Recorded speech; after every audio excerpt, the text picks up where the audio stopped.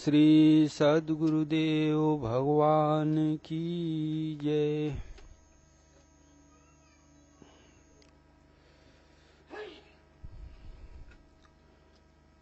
बंदौ गुरुपद कंज कृपा सिंधु नर रूप हरि महामोहतम पुंज जासु बचन रवि कर निकर।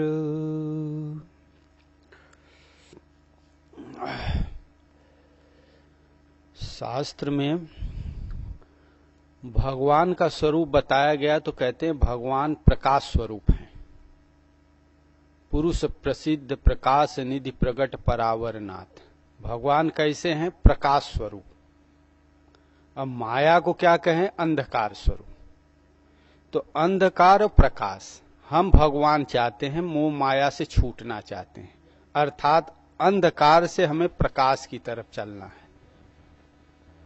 अब प्रकाश की तरफ हम क्यों चलें? भगवान प्रकाश स्वरूप है, माया अंधकार स्वरूप है। हम प्रकाश स्वरूप के तरफ क्यों बढ़ते हैं? प्रकाश हमें क्या देता है? तो प्रकाश का है, जैसे कि अब देखो दिन था, प्रकाश था। अब इसी दिन में हम क्या करते हैं? हमारी जो आंखें हैं, बुद्धि है, मन है, इसमें सक्षम रूप से कार्य करता है। अब सवेरा हुआ, उजाला हो गया, सूर्योदय हो गया, हम निकल जाते हैं घूमने, कहीं दरी पे, कहीं पहाड़ पे, घूम टहल के चले आते हैं। हमें किसी भी अलग से प्रकाश की जरूरत नहीं पड़ती, स्वाभाविक प्रकाश हमारे रहता है। अब यही सूर्यास्त हो गया, अंधकार हो गया, तो देखो एक कृत्रिम हमें उजाला करना पड़ा। जनरेटर चल रहा है, लाइट, बल्ब, गांव में देखो दिया जलाते हैं। क्यों दिया जलाते हैं? क्योंकि अंधकार है। अब अंधकार जब हो गया, प्रकाश हट गया, अंधकार हो गया, तो यही शरीर है, यही हाथ पैर है, वही आंख है। अब हमें कुछ दिखाई नहीं पड़ता अंधकार में। जिस घर में हम रहते हैं, जिस आश्रम में रहते हैं, वहां प्रतिदिन रहते हुए भी वहां की कोई वस्तु नहीं दिखाई पड़ती। अभी लाइट वाइट सब बंद कर दें तो ये नहीं पता चलेगा कौन कहाँ बैठा है, कहाँ बच्चा है, कौन स्त्री है, कहाँ पुरुष है, कहाँ गेट है। और कहीं आपको पहाड़ पे भेज दे तो शायद ही आप रास्ता सही ढंग से पकड़ लो, या हाथ पैर टूट जाए, गड्ढा मिड्ढा कुछ नहीं दिखाई पड़ता। तो ये प्रकाश और अंधकार का स्वरूप है। ऐसे नहीं कि भगवान प्रकाश स्वरूप है। एक उदाहरण दिए, जैसे अंधकार में हर वस्तु हमें दृष्टिगोचर होती है, वस्तु दिखाई पड़ी तो वहां हमारी बुद्धि भी काम करती है। हाँ, ये सरप दिखाई पड़ा तो पीछे खसक गए, वस्तु कोई अच्छी मिली तो उठा लिए, गाड़ी आ रही तो बगल हट गए। ये प्रकाश में हमें सारी चीजें दिखती हैं, और अंधकार में यही चीजें नहीं दिखती। सरप आ रही है, तुरंत पैर रख दिए, काट लिए, मर गया।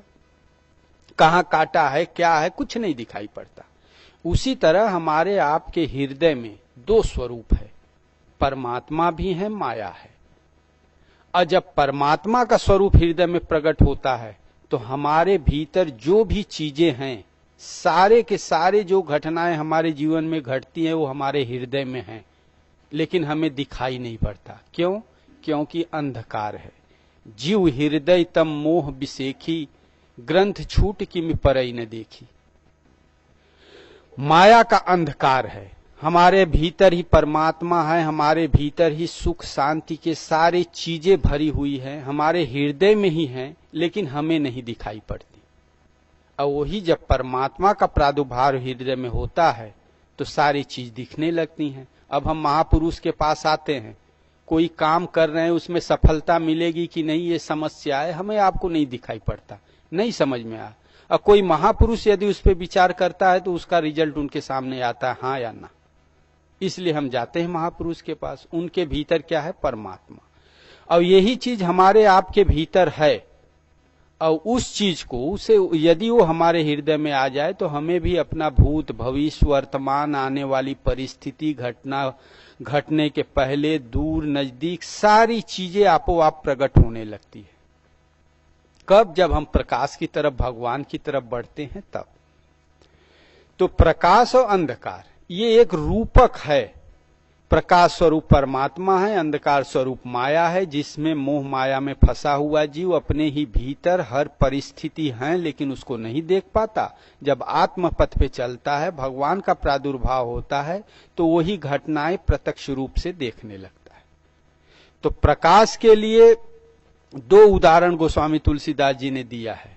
उस प्रकाश को, उस जानकारी का नाम क्या है तो बताए, एहि विधि ले से दीप तेज रास विज्ञानमय, जात ही जात समीप जरई मदादिक सलभ सब।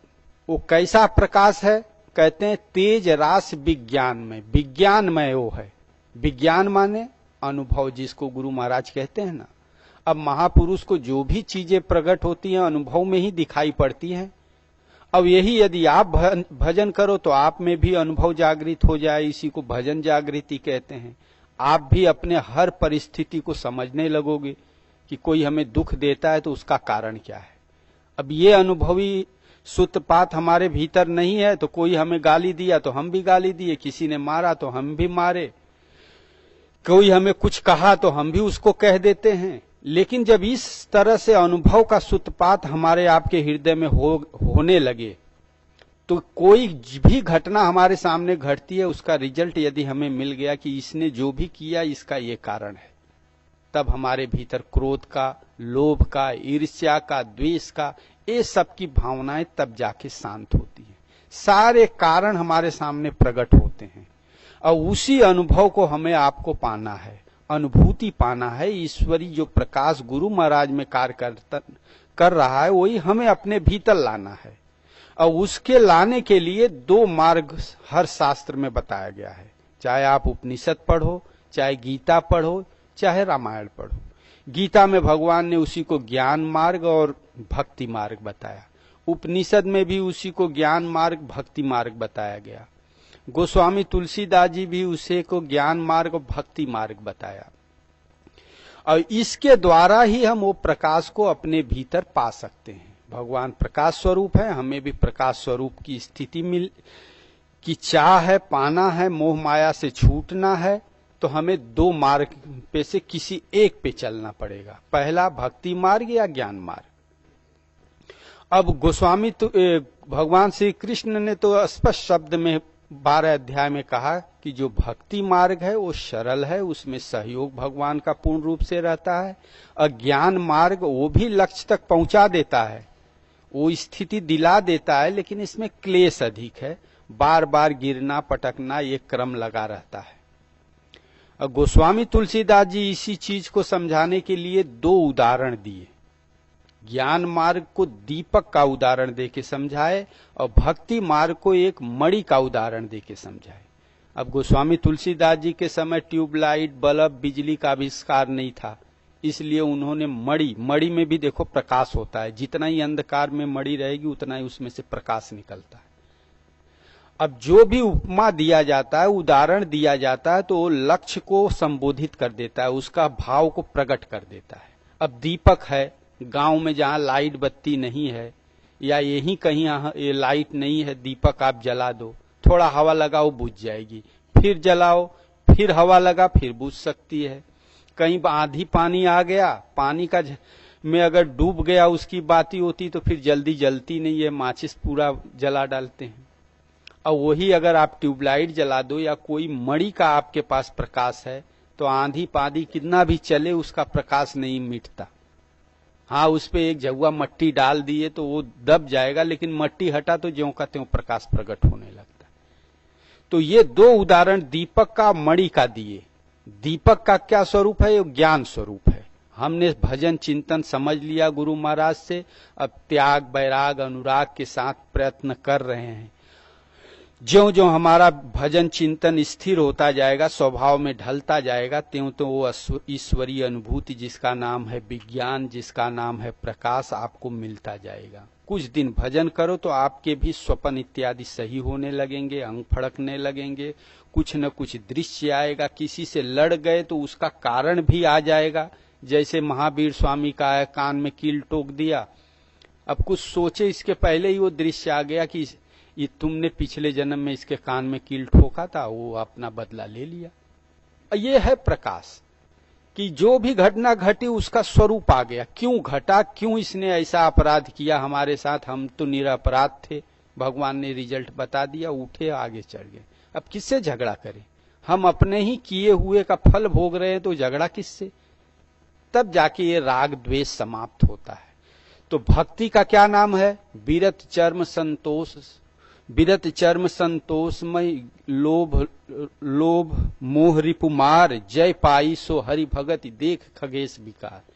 कि वैराग रूपी ढाल से अपनी रक्षा करते हुए ज्ञान रूपी तलवार से काम क्रोध लोभ ईर्ष्या दोष को मार के जो स्थिति मिलती है, इनके समन के पश्चात जो अवस्था आती है, इसी का नाम है भक्ति, इसी को भक्ति कहते हैं।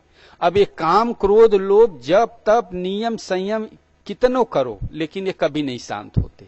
शांत तब होंगे जब विज्ञान का सूत्रपात हो। जैसे बुद्ध को, परमहंस महाराज को, जितने भी संत हैं, उनके सामने जो घटना घटे उसका रिजल्ट भगवान बता दिए। जब सही वस्तु सामने आ जाती है तो राग द्वेष आपो आप किससे करोगे राग द्वेष? तो इस तरह से भक्ति और ज्ञान मार्ग दो बताए, ज्ञान मार्ग को दीपक बताए। और दीपक में क्या होता है कि बार बार उसको जलाओ, बुझने की संभावना अधिक रहती है। उसी तरह ज्ञान मार्ग में क्लेश अधिक होता है। हम अपने मन बुद्धि के अनुसार जब तब नियम सब में लगते हैं, कभी अहंकार, कभी रिद्धि, कभी सिद्धि, कभी किसी भोग विलास सामने आ गया तब मन तुरंत उसकी तरफ बढ़ गया। ये सब बातें हमारी साधना में बार बार अवरोध डालती हैं। लेकिन जो टेक के साथ यदि ये भजन चिंतन कर लग गया तो उसको वो कैवल पद मिलता है। कहते हैं अति दुर्लभ कैवल्य परम पद, कहीं संत पुराण निगम आगम बद, जो निर्विघ्न पंथ निर्बहई सो कैवल्य परम पद लहई, ज्ञान क पंथ कृपान क धारा परत खगेश न लागही बारा। ये तलवार के धार के समान है, किंतु जो निर्विघ्न पूर्वक टेक के साथ इसका निर्वाह कर ले जाता है, जब तब नियम संयम में प्रवृत्त रहते रहते स्थिति तक पा लेता है, तो कहते हैं वो कैवल पद प्राप्त कर लेता है। कैवल पद माने जहां केवल एक रहे, परमात्मा रहे, न वहां देहाध्यास रह जाए, न मन का कोई कुतर्क रह जाए, न बुद्धि का कोई निर्णय रह जाए, न इंद्रियों के कोई भोग विलास के संकल्प रह जाए, सिर्फ परमात्मा रह जाए। ओम जप रहे तो सिर्फ ओम, लगातार ओम रहे, कोई संकल्प न टकराए। गुरु महाराज का रूप पकड़ते हैं तो गुरु महाराज का रूप रहे, बाकी सब का सब शांत रहे। इस अवस्था में सदैव प्रवृत्ति रहने की योग्यता को ही कैवल्य पद कहते हैं। उसी को निर्बीज समाधि भी कहते हैं, निर्विकल्प समाधि उसी को कहते हैं। वो स्थिति वो साधक प्राप्त कर लेता है। कौन? जो निर्विघ्न पंथ निर्बहई। लेकिन बताएं कि ये तलवार के धार के समान है। रिद्धि सिद्धि मान सम्मान धन ऐश्वर बार बार आके इस अवस्था से विचलित कर देते हैं। एक बार साधक फंस गया, फिर संस्कार बन गए, फिर लगा। इसमें गिरने पड़ने की ज्यादा है। जैसे दीपक को बुझते देर नहीं लगती, हल्का सा हवा का झोंका लग गया, आंधी पांधी आ गई तो बुझ जाता है। फिर जलाओ, फिर कुछ देर जला, फिर आंधी आई, फिर बुझ गया। लेकिन कहते हैं कि जो भक्ति मार्ग है वो साधना कभी भी नष्ट नहीं होता है। थोड़ा सा भी उसका अभ्यास लगा, भले शरीर छूट गया, अगले जन्म में फिर वहीं से वो पकड़ लेता है। उसका प्रकाश, उसकी स्थिति कभी धूमिल नहीं होती। इसलिए भक्ति मार्ग को मणि बताए कि स्वामी तुलसीदास जी कहते हैं कि राम भजत सोई मुकुत गुसाई, अन इच्छित या वही बरियाई। यदि राम का आप भजन कर रहे हो तो बेगर इच्छा, आपको इच्छा नहीं है मुक्ति का, कैवल पद का, फिर भी जबरदस्ती आपके पास आ जाएगा। अनिच्छित आवै बरियाई, भोजन करिय त्रिपित हित लागी, जिमिसो असन पचवई जठरागी। अस हरि भगति सदा सुखदाई, असको मूड जही न सोहाई। इस तरह का भगवान की भक्ति है। जिमि थल बिन जल रहि न सकाई, कोट भात कोई करे उपाई। तिमि मोक्ष सुख सुनु खग राई, रहि न सकै हरि भगत बिहाई। राम का भगत, राम की भक्ति का अर्थ होता है कि ऐसे महापुरुष जो कैवल्य पद प्राप्त कर लिए हैं, जो भगवान को प्राप्त कर लिए हैं, विज्ञान स्वरूप हो गए हैं, उनको मन क्रम वचन से आप उनकी सेवा में लग जाना ही वास्तव में भक्ति है। अब उनके भीतर भगवान विदित हैं, वो कैवल स्वरूप को प्राप्त कर लिए हैं। यदि हम उनका मन तन से, शरीर से, मन से, बुद्धि से उनके प्रति समर्पित हो जाएं, उनके सेवा में जुट जाएं, तो वही कैवल पद की स्थिति, सारे विकारों के समन करने के उपरांत जो अवस्था परमात्मा की होती है, आप न चाहो फिर भी आपके भीतर अनायास आ जाएगा। न एक जन्म, 2 जन्म, 4 जन्म, कभी न कभी जाके उस स्थिति में अनायास आपको खड़ा कर देगा। कौन? यही भगवान की भक्ति या सतगुरु की सेवा और समर्पण जिसको कहा गया है, यही है भक्ति मार्ग।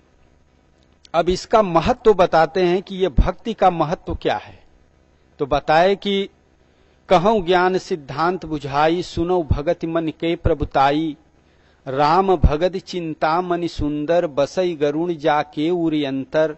जिसके हृदय में ऐसे सतगुरु के प्रति भक्ति बसती है, तन मन से जिसका सतगुरु के प्रति या महापुरुष के प्रति लगाव है, समर्पण है, सेवा में जो प्रवृत्त है, ये सेवा भाव जिसके हृदय में है, तो कहते हैं राम भगत चिंता मनि सुंदर, बसई गरुण जाके उरि अंतर। परम प्रकाश रूप दिन राति, न चही कछु दिया घृत बाती।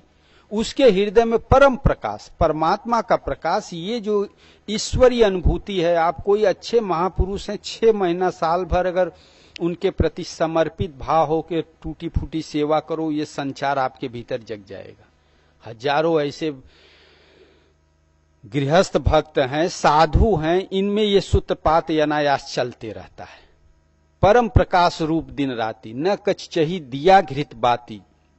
मोह दरिद्र निकट नहीं आवे, लोभ बात नहीं ताहि बुझावे। मोह मतलब आसक्ति, एक बार ये जागृत हुई तो ऐसा कोई भी आसक्ति नहीं है जो आपको चलायमान कर दे, क्योंकि गुरु महाराज के यहाँ हमेशा संसार का, परमात्मा का क्या स्वरूप है, इसकी ज्ञान उपदेश बाहर से भी मिलते रहता है, भीतर से भी मिलता है। संसार में कोई भी ऐसी वस्तु नहीं है जिसका लोभ करके आप वो भजन भक्ति छोड़ दो। मोह दरिद्र निकट नहीं आवे, लोभ बात नहीं ताहि बुझावे। प्रबल अविद्या तम मिट जाई, हारई सकल सलभ समुदायी। काम बात नहीं ताहि बुझावा। इस तरह से काम, क्रोध, लोभ, मोह, ईर्ष्या, मद, मत्सर, ये जो भजन भक्ति में उस ईश्वरी प्रकाश में अवरोध के रूप में खड़े हैं, उसका प्रभाव उसके ऊपर नहीं पड़ता। व्यापई मानस रोग न भारी, जिनते बस सब जीव दुखारी। गरल सुधा सम अरिहित होई, तेहि मन बिनु सुख पावन कोई। राम भगति मनि उर बस जाके, दुख लवलेस न सपने ताके। बिल्कुल किसी तरह का आपके दुख आपके भीतर नहीं रहता है। अब आगे बताते हैं कि भाई ये भक्ति, ये योग्यता, ये ईश्वरीय अनुभूति, ये ईश्वरीय प्रकाश पाने के लिए हमें करना क्या पड़ेगा। तब कहते हैं कि यद्यपि प्रगट यह जग अहई, राम कृपा बिनु कोउ न लहई। सुगम उपाय पाइबे केरे, नरहत भाग्य देहि भट मेरे। ये संसार में ये पहले भी था, आज भी है, भविष्य में इस भक्ति को पाने की सारी सुविधा आज भी है और भविष्य में भी रहेगा, किंतु मनुष्य इसको ठुकरा देता है। क्यों? क्योंकि इसको पाने के लिए 3-4 चीजें की आवश्यकता होता है। वो है क्या? तो बताए कि पावन पर्वत वेद पुराना, राम कथा रुचिरा कर नाना। ये जैसे है ना, मणि का रूप दिए, तो मणि, मोती, सोना, चांदी कहाँ मिलता है? खदानों में मिलता है ना। पहाड़ों में खदान होते हैं, उसको पत्थर हटाते हैं, ढूंढते हैं, तब वो मिलता है। उसी तरह से ये मणि को, मणि का रूपक दिए, उदाहरण दिए, तो उसी के आधार पे भजन भक्ति कहाँ से प्राप्त की जाती है उसका स्वरूप बता दिए। यदि भक्ति एक मणि है तो उसको खोजने के लिए हमें प्रयत्न करना पड़ेगा। तो कहते हैं वेद, पावन पर्वत वेद पुराना। जैसे हीरा निकलता है कहाँ? पहाड़ों में, खान के अंतराल में। उसी तरह ये भक्ति कहाँ मिलेगी? तो कहें कि पावन पर्वत वेद पुराना। वेद पुराण जो गीता, रामायण इत्यादि है, यही एक पर्वत के समान है। और कहते हैं कि राम कथा रुचिरा करना ना, इस शास्त्रों में क्या है, भगवान की कथा लिखी हुई है। पूरा गीता में जो भगवान कृष्ण का कथा है वो भी भक्ति का ही कथा है। रामायण में भी वही चीजें हैं, लेकिन देखो मणि पहाड़ों में खानों में रहता है लेकिन दिखाई नहीं पड़ता। उसी तरह शास्त्र में सारे चीजें हैं, भजन भक्ति की सारी रहस्य हैं, लेकिन बेगर सतगुरु मिले इसका रहस्य हमें समझ में नहीं आता, क्योंकि हर शास्त्र में बाउंड लगा है। देखो इसमें कहते हैं, गीता में भी कहें कि ये जो तपस्या रहित है, सतगुरु के प्रति जिसका प्रेम नहीं है, धर्म मार्ग में जो नहीं है, उसको इस गीता का उपदेश नहीं कहना चाहिए। यही बात रामायण में लिखा है कि यह न कही सठही हठशीलहि, कामी क्रोधी को नहीं कहना चाहिए। क्यों कहते हैं, उमा राम गुण गूढ़ पंडित पुनि पावई बिरत, पावई मोह विमूढ़ जे हरि विमुख न धर्मरत। जो हरि से विमुख है, भजन चिंतन में जिसका रुचि नहीं है, वो यदि इसी रामचरितमानस को पढ़ता है तो संसार में प्रवृत्त हो जाता है। और एक गुरु भक्त है, धर्म पथ का राही है, भजन भक्ति में लगा है, यदि वो पाता है तो उसको त्याग वैराग अनुराग भजन भक्ति की सारी चीजें उसी रामायण में मिलती। रामायण एक ही, लेकिन दो दिशा, विषयी लोग को संसार और विरक्त लोग को परमात्मा। इसलिए आप लोग जब भी भजन गीता रामायण पहले पढ़ते थे, अब गुरु महाराज के शरण में उसका देखो कैसा तरह तरह के रहस्य प्रकट हुए। वर्ण इत्यादि जो भी था पहले हम कुछ समझते थे, अब उसका सदगुरु के शरण में आके उसी का अध्ययन किए तो आध्यात्मिक स्वरूप प्रकट हो गया। तो कहते हैं कि वेद पुराण है, पहाड़ है, इसके अंतराल में मणि का स्वरूप है, भजन भक्ति है, नाना प्रकार के कथा हैं, लेकिन चाहिए क्या, मर्मी सज्जन सुमति कुदारी, ज्ञान विराग नयन उर्गारी। मर्मी, मर्मी मतलब जैसे है ना, कुआं में है, जमीन में पानी है, आप कुआं खुदवाते हो तो किसी को बुलाते हो कि भैया पानी कहाँ मिलेगा। जहां पानी मिलेगा यदि वहां खुदाई हो गई, 50 हाथ खोदे, पानी मिल गया तो उससे पीना नहाना धोना खेती बाड़ी सारी की सारी व्यवस्था आपकी हो जाती है। अब 50 हाथ खुदवाए पानी नहीं मिला, तब 25-50 हजार रुपया भी खर्च हुआ, पानी भी नहीं मिला। उसी तरह पहाड़ है, वेद शास्त्र हम पढ़ते हैं, मर्मी अर्थात जो मर्म जानने वाले हैं, सतगुरु हैं। मर्मी सज्जन, सतगुरु को मर्मी कहा गया है। मर्मी सज्जन सुमत कुदारी, ज्ञान विराग नयन उर्गारी। ऐसे मर्मी सज्जन मिल जाएं, सतगुरु मिल जाएं, और सदगुरु मिल गए, भाव श्रद्धा के साथ जो उपदेश दे रहे हैं, जो उस रामचरितमानस गीता से ही तो गुरु महाराज सारा उदाहरण बताते हैं, उसको समझ के शुद्ध बुद्धि के साथ ज्ञान वैराग्य, ज्ञान वैराग्य कहो या ज्ञान और वैराग्य जो बताए उसी को अभ्यास और वैराग्य कहा गया है। अभ्यास मतलब जो भी उपदेश दिए गुरु महाराज उसका साधना करना, अभ्यास करना, और जिस विषय में हम फंसे हैं उसका त्याग करना, वहां से राग को हटाना वैराग कहते हैं। सदगुरु मर्मी मिल गए, सुमत ही कुदाली है, बेगर खोदे जल नहीं मिलता, बेगर खोदे पहाड़ में हीरे मोती का खान में हीरे मोती नहीं मिलते, इसलिए सुबुद्धि को कुदाल बताया। ज्ञान वैराग को दृष्टि बताया, जिसके द्वारा ये देखा जाता है। भाव सहित खोजें जो प्राणी, पाव भगत मनि सब सुख खानी। श्रद्धा पूर्वक जो प्रयत्न करके लगता है, वो मणि, वो ईश्वरी प्रकाश, वो ईश्वरी अनुभूति अपने हृदय में वो पा लेता है। आगे इसी पे विशेष बल दिए कि जो मर्मी हैं, सज्जन हैं, सतगुरु हैं, उन पे विशेष बल दिए कि मोरे मन प्रभु अस विश्वासा, राम ते अधिक राम कर दासा। राम सिंधु घन सज्जन धीरा, चंदन तरुहरि संत समीरा। कहते हैं कि राम क्या है, समुद्र जैसे। देखो बंबई हुआ, गुजरात हुआ, अथाह समुद्र लहर रहा है, लेकिन एक घूंट पानी के लिए गर्मियों में मर जाते हैं। बड़े बड़े पाइप लगे हैं, बाहर से पानी वहां जाता है।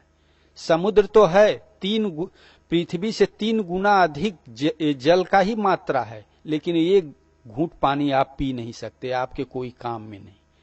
उसी तरह भगवान तो हैं, सर्वत्र व्याप्त हैं, लेकिन आप किसी भी दशा में हो, आग में जल रहे हो, चिल्लाओ भगवान भगवान, कोई भगवान बचाने नहीं आता।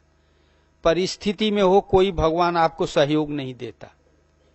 लेकिन कहते हैं कि जब वही समुद्र से वाष्प के द्वारा बादल बरसता है, वो पानी हमारे आपको मिलता है, तो खेती बाड़ी अन्न धन धान सब संपन्न हो जाता है। उस पानी को हम पी के अपना जीवन धारण करते हैं। उसी तरह उसी वेद पुराण में से यदि सद्गुरु मिल गए और उसका रहस्य के आधार पे साधना बता दिए, उस साधना से यदि हम भजन चिंतन में लगें, तो वेद शास्त्र में जो भी भजन भक्ति का प्रभाव लिखा है कि सारे दुखों से छूट जाओगे, कोई सी तरह का क्लेश नहीं होगा, अपार सुख शांति है, ये सब चीजें का जो वर्णन है, धीरे धीरे आप अपने भीतर स्वयं उसको पाने लगोगे। फिर आपको कोई चलायमान नहीं कर सकता। इसलिए भगवान को समुद्र बताए तो सतगुरु संतों को बताए बादल। उन्हीं के द्वारा उनकी खुशबू, उन्हीं के द्वारा उनकी जागृति मिलती है। भगवान को चंदन बताए तो सदगुरु को पवन बताए। यदि चंदन का वृक्ष है, यदि हवा न चले तो उसकी खुशबू आपके नाक तक पहुंचेगी नहीं।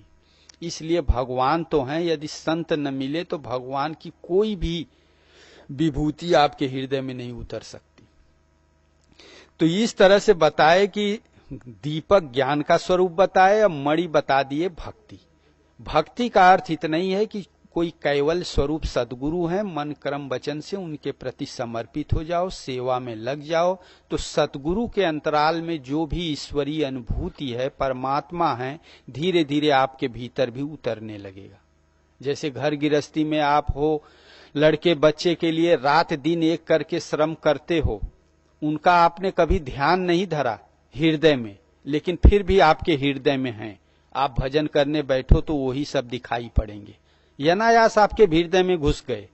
उसी तरह हम यदि सब कुछ छोड़ के सतगुरु के लिए सेवा करें, प्रयत्न करें, भले गुरु महाराज का रूप हम नहीं पकड़ पाते, नाम नहीं जप पाते, लेकिन यदि हम सेवा करते चले गए तो एक दिन सतगुरु के भीतर जो भी वैभव है, विभूति है, आपके भीतर अनायास आ जाएगी। और ये तब आएगी जब आपके भीतर जो भरा है उसको पहले भगवान निकाल के तब विराजमान होंगे। अब आगे इसी भक्ति का स्वरूप बताए कि मान लो कि हम सब कुछ छोड़ के गुरु महाराज के शरण में आ गए, सेवा भी किए, भजन करने लगे, तो कैसे हमारा भक्ति का विकास होता है। तो देखो लक्ष्मण के प्रसंग में भगवान इसका थोड़ा निरूपण किए। लक्ष्मण ने पूछा, भगवान सबसे सुख की खान क्या है? तो बताए मेरी भक्ति। भगति ताति अनुपम सुख मूला, मिले जो संत हो ही अनुकूला। लेकिन मिलेगी कब? कहते हैं जब संत अनुकूल हो। जहां भी आप भक्ति का प्रसंग पाओगे वहां को संत को लाके खड़े किए, चाहे वो कबीर हो, चाहे तुलसी हो, चाहे भगवान राम हो, चाहे कृष्ण हो। कृष्ण भी कहें कि तद विधि परिपातेन परिप्रश्नेन सेव्या उपदेक्षन्ति ते ज्ञानम ज्ञानिनस् तद्दर्शिन। जो भगवान को पा लिए हैं ऐसे तत्वदर्शी के पास जाके भजन चिंतन की विधि सीखो, उनकी भली प्रकार सेवा करो, उनको प्रसन्न कर लो, वो आपको ज्ञान दे देंगे, वो जागृति आपको प्रदान कर देंगे। कबीर कहते हैं कि संतो भक्ति सदगुरु आनी। यहाँ गोस्वामी तुलसीदास जी कहते हैं कि भगति ताति अनुपम सुख मिला, मिले जो संत हो ही अनुकूला। संत मिल गए, दर्शन करके चले गए, ये नहीं, अनुकूल हो जाएं। अनुकूल होंगे, सेवा भजन से ही अनुकूल होंगे। तो उसका स्वरूप बताए कि भक्ति यदि आपको करना है तो करना क्या है। तो बताए कि प्रथमय विप्र चरण यति प्रीति। जिसको संत कहा गया है उसी को विप्र कहा गया है, उन्हीं को ब्राह्मण कहा गया है, क्योंकि वो संसार में रमण नहीं करते, अब ब्रह्म में रमण करते हैं ऐसे महापुरुष सतगुरु, इसलिए उनको ब्राह्मण कहा गया है, विप्र कहा गया है। उनके चरणों में प्रेम हो। जब हमने प्रेम किया, सब कुछ छोड़ के गुरु महाराज को पकड़ लिए, तब तो कहते हैं कि प्रथमय विप्र चरण यति प्रीति, निज निज कर्म निरत श्रुति रीति।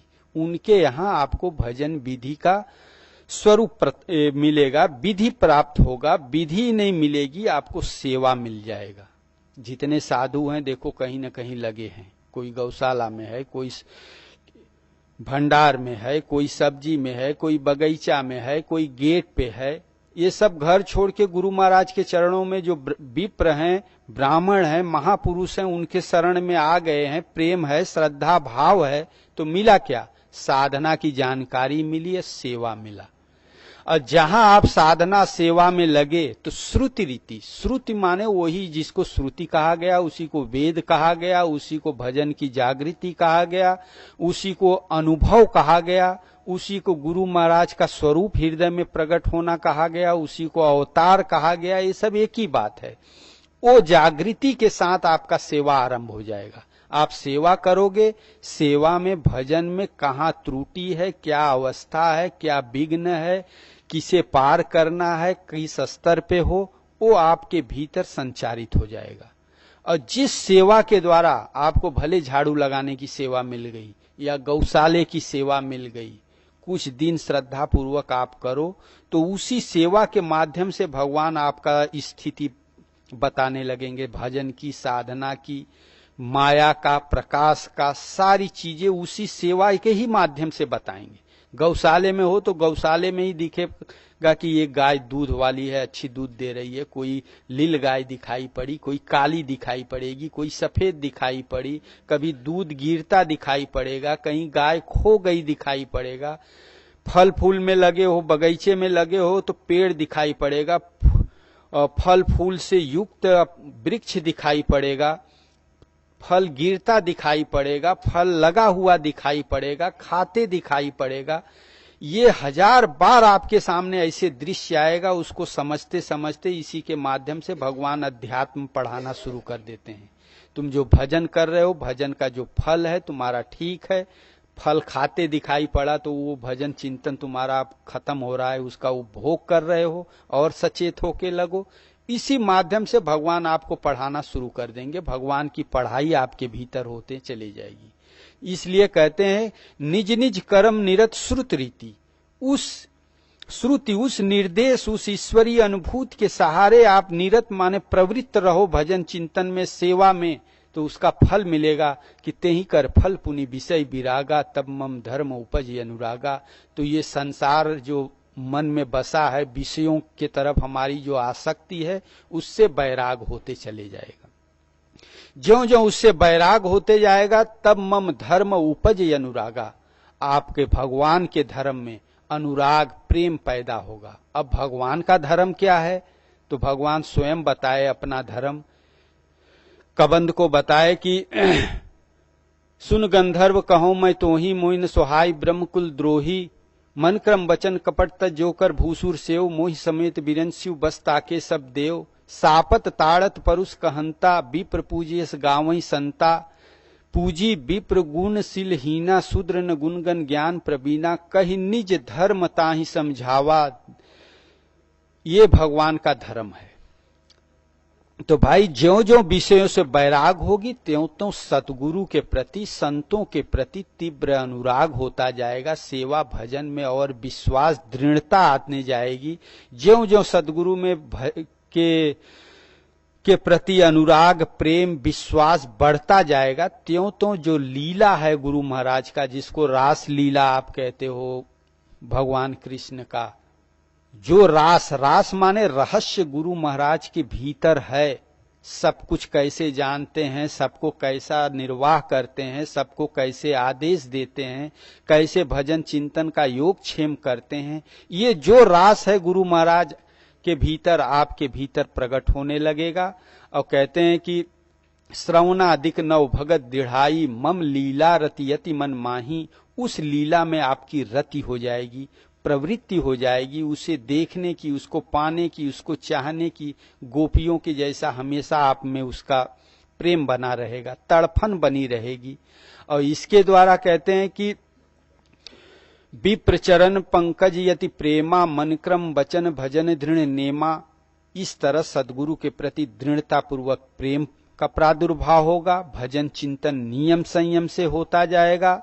गुरु पितु मात बंधु प्रति देवा, सब मोहि कह जाने दृढ़ सेवा। तो जो भीतर जिस घर द्वार से हम लोग आए, जो माता पिता भाई परिवार, जो जगत का रूप आपके भीतर है, उसका स्वरूप बदलता जाएगा। 4-6 साल में आपको दिखाई पड़ेगा कि पिता के स्थान पे गुरु महाराज का रूप आएगा, माता का स्वरूप भक्ति के रूप में आएगा, भाई भाव के रूप में परिवर्तित हो जाएंगे, और घर द्वार में जिसके द्वारा आपको कभी क्लेश हुआ है, दुश्मनी हुई थी, तो उसी तरह इस आश्रम में जिसके द्वारा आपका भजन चिंतन या कि जिस भगत के द्वारा आपका भजन चिंतन में हानि होगा, उसी स्वरूप के माध्यम से उसका रूप आएगा, उस भगत का, उस साधु का। चलते चलते से यही अब आश्रम ही गुरु महाराज का साम्राज्य ही हृदय में बनना स्वीकार हो शुरू हो जाएगा। तब पिता दिखाई पड़े तो गुरु महाराज क्या कह रहे हैं उसका स्वरूप आपको समझ में आएगा।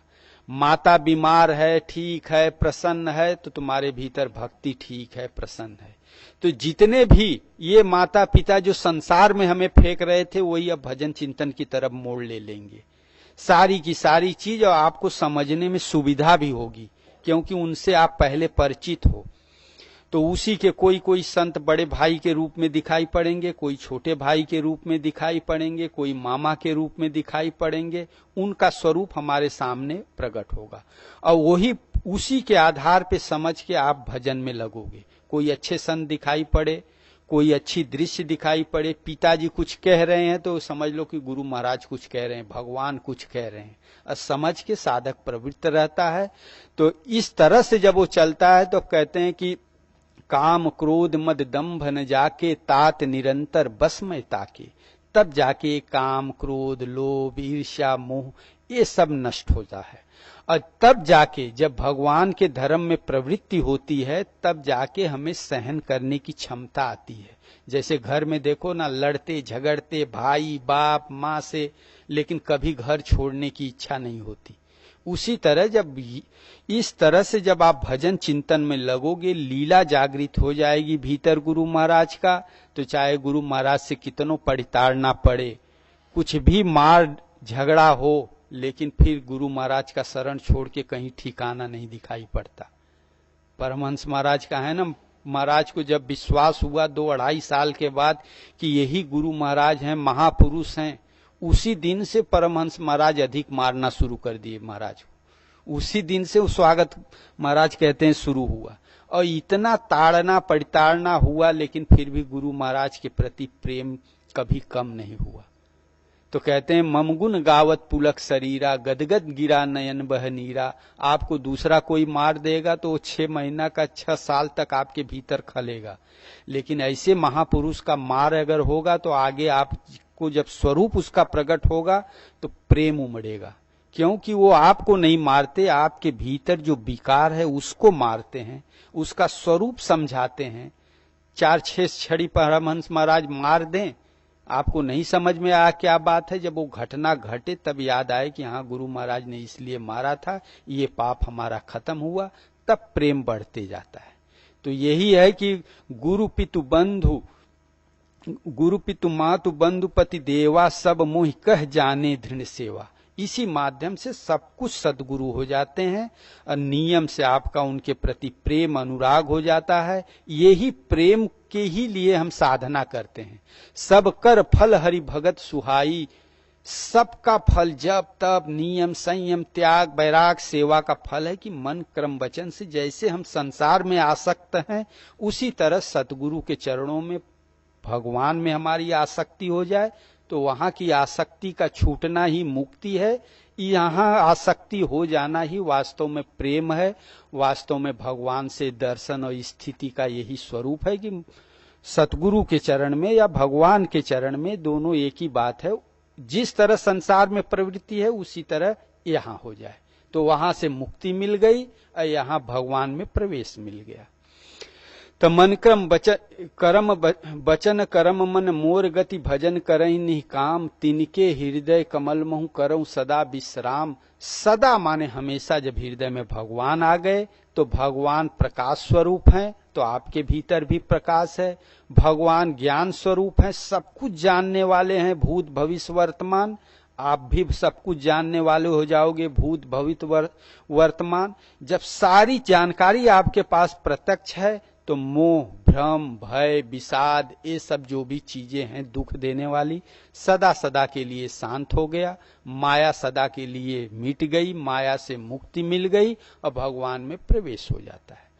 तो ज्ञान को बताए दीपक, इसमें बूझना जलना एक क्रम लगा रहता है। भक्ति अर्थात किसी महापुरुष, पूर्ण महापुरुष के प्रति मन क्रम वचन से लगना भक्ति है। अपना सारा भार उन पे सौंप देना, मुक्ति भुक्ति का, उनका मन क्रम वचन से सेवा करना, ये ज्ञान मार्ग है। और ज्ञान मार्ग के लिए सतगुरु मिले, समर्पण के साथ उनका हम सेवा भजन करें। और सतगुरु का पहचान क्या है तो बताए कि सेवक सेव्य भाव बिनु भव न तरी उर्गारी, भजऊ राम पद कमल यह सिद्धांत विचार। गुरु महाराज को सेव्य अर्थात साक्षात भगवान मानो, अपने सेवक बन के इस भाव से जब तक कोई भजन नहीं करता तब तक भवसागर से पार नहीं पाता। लेकिन भाई सदगुरु का पहचान क्या है तब बताए कि जो चेतन कहूं जड़ करई, जड़ई करई चैतन्य, असमर्थ रघुनाय कहीं भजई जीव ते धन्य। कि जो चेतन कहूं जड़ करे, चेतन जड़ कौन है? ते जड़ जीव निजात्मक घाती, जिन्हीं न रघुपति चरित सुहाती। जब भजन भक्ति जिसको नहीं अच्छी लगती, भोग विलास ही जिसको अच्छा लगता है, वो जड़ है, जीव है। क्योंकि उसके भीतर काम, क्रोध, वासना, तृष्णा ये चेतन है, जागृत हैं। और जब सतगुरु क्या करते हैं, जे चेतन कहूं जड़ करे, ये काम, क्रोध, लोभ जो भक्त के भीतर चेतन है, कार्य कर रहे हैं, उसको जड़ कर दें, शांत कर दें। जड़ई करई चैतन्य, भक्त के भीतर जो विरह, बैराग, प्रेम, अनुराग, त्याग, बैराग जड़ है, पत्थर जैसे है, कोई कार्य नहीं कर रहा है, उसको चेतन कर दें, जागृत कर दें, अनुराग बैराग में विश्वास दिला के उस पे चला दें, वो होते हैं सतगुरु। और ऐसे सतगुरु का जो भजन करता है तो गोस्वामी तुलसीदास जी कहते हैं वह नर धन्य है, वह नर महान है, क्योंकि वो एक न एक दिन लक्ष्य को प्राप्त कर लेगा। बोलिए श्री सतगुरुदेव भगवान की।